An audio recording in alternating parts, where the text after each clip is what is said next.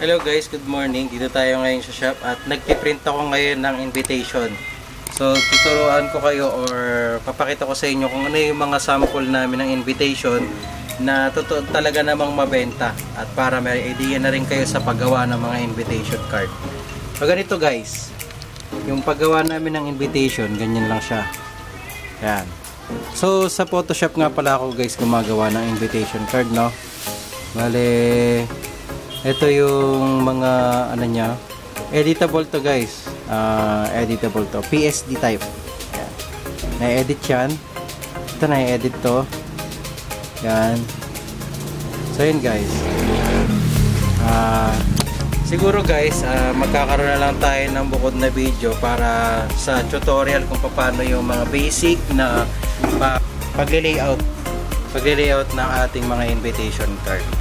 So ngayon guys, andito ako ngayon sa printer Epson L121.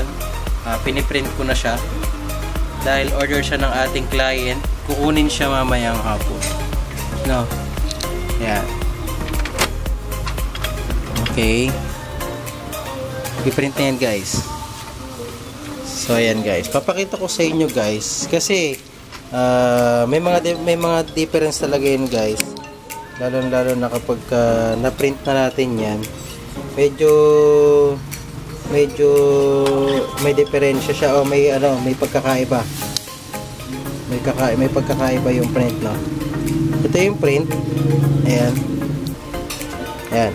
yung print natin guys, tapos ito yung layout natin, ayan yung layout natin, kung makikita nyo na maayos. Light siya, no? Light yung kulay niya. Pagdating dito sa print ay medyo parang dark. Kasi ito guys, yung pagka nakikita nyo kasing light, ano yan, meron kasing backlight yung ating PC, ano? May backlight yan, kaya medyo light yung kulay niya. Depende sa inyo kung magpaprice sa mga ganito. Kasi nagdedepende lang din talaga ako sa nagawa sa paano kung gaano kamahal yung punta ko ng vlog ko.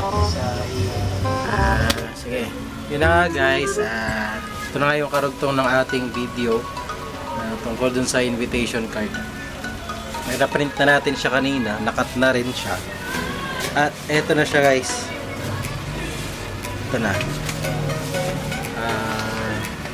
So yun, tuturo ko na lang sa inyo kung paano ni-layout. Basic lang naman yung pagka-layout nun guys. Ito na lang, no? Ano lang, hindi talaga tayo maka-copyright sa mga sa mga sounds dyan sa labas. Gado kasing maingay. Daming sounds na nasasagap. Tayong kapitbahay dito eh. Talaga. Ito nga pala yun guys. Marami tayo ditong kasama eh, palengke ito eh. Tayo magagawa. Ito na nga yun guys. Binalot na. So yun, ito.